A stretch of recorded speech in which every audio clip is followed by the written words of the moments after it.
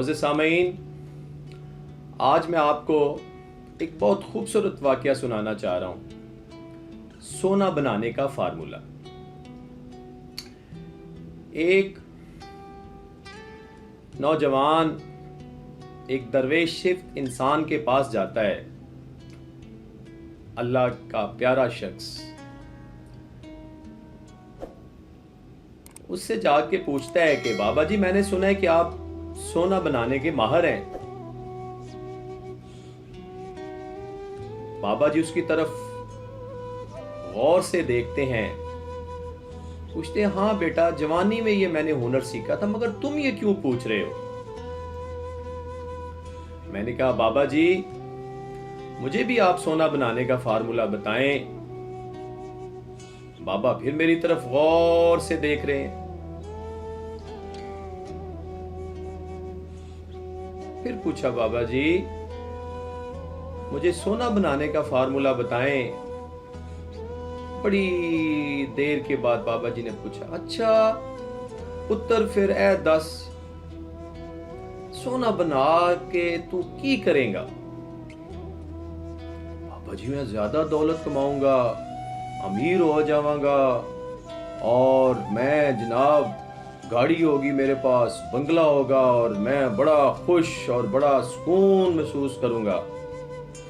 بابا جی کہکا لگا کے ہنسے، اچھا تے پتر وچلی گل اے وے کہ تو سکون حاصل کرنا چاہنا ہے نہ کہ دولت۔ میں کافی دیر بابا جی کی بات غور سے سوچتا رہا، خاموش رہا۔ بابا جی بولے گویا پتر تو سکون تے خوشی حاصل کرنا چاہ رہے ہیں۔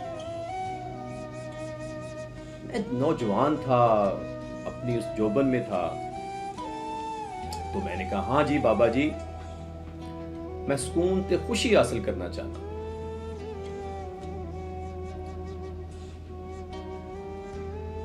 لیکن بابا جی کی باتیں سن کے میں تھوڑا سا کنفیوز سا ہو رہا تھا، مجھے کچھ سمجھ نہیں آ رہی تھی بابا جی کس ٹون میں کہہ رہے ہیں، بابا جی کا کیا انداز ہے۔ پھر بابا جی نے کہکا لگایا، بڑی دیر تک ہنستے رہے، پھر بولے پتر میں تجھے سونا بنانے کی بجائے انسان سے بندہ نہ بنا دوں؟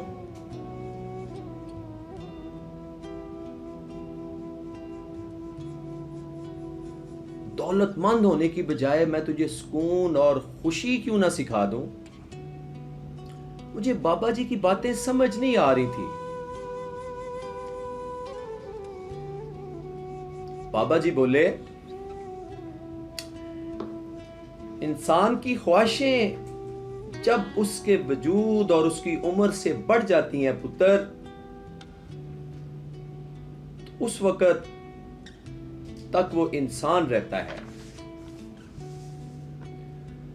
اگر اس کی خواہشیں اس کی عمر اور وجود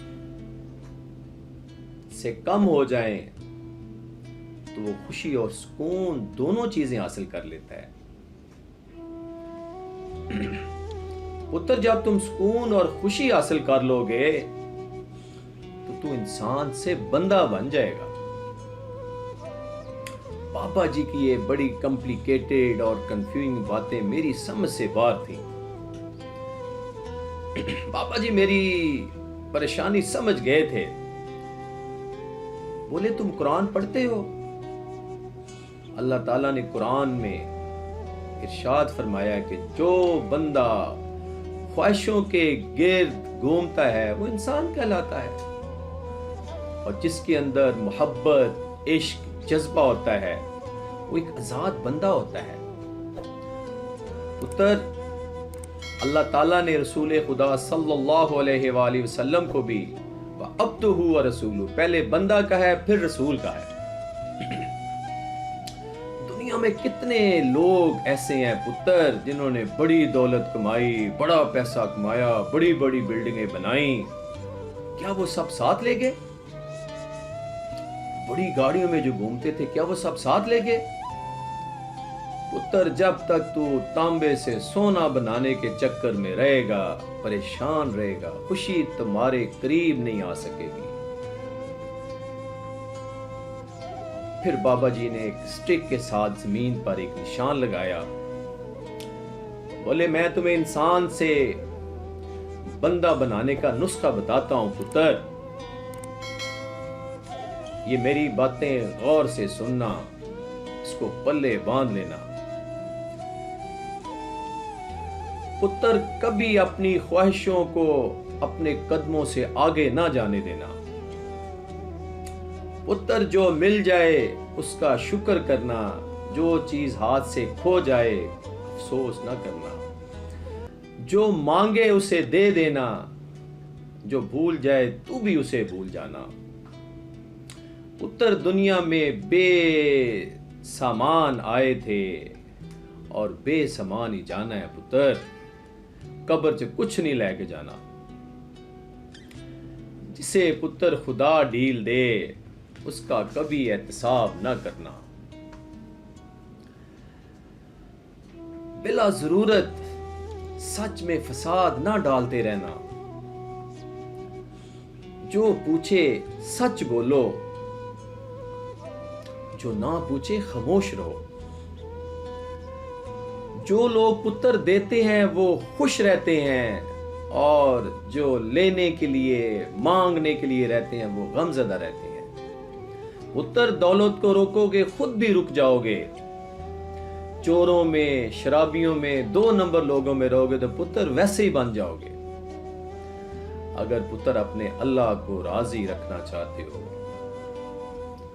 تو جہاں والوں کو راضی رکھو، اپنے ارد گرد کے لوگوں کو راضی رکھو۔ اللہ جدوں پتر ناراض ہوندا ہے وہ نعمتوں میں سے خوشی چھین لیندا ہے۔ جب تم رشتہ داروں، دوستوں، اولاد پر غصہ کرنے لگو تو پتر سمجھو اللہ تجھ سے ناراض ہے۔ جو لوگ آپ کو نقصان دیں اور آپ کو یہ بھی پتا ہو کہ یہ مزید نقصان دیں گے، بیٹا ان سے الگ ہو جاؤ، ان سے بدلہ لینے کی فکر نہ کرو۔ سب سے اچھا بدلہ اللہ تعالیٰ کی ذات لینے والی ہے پتر۔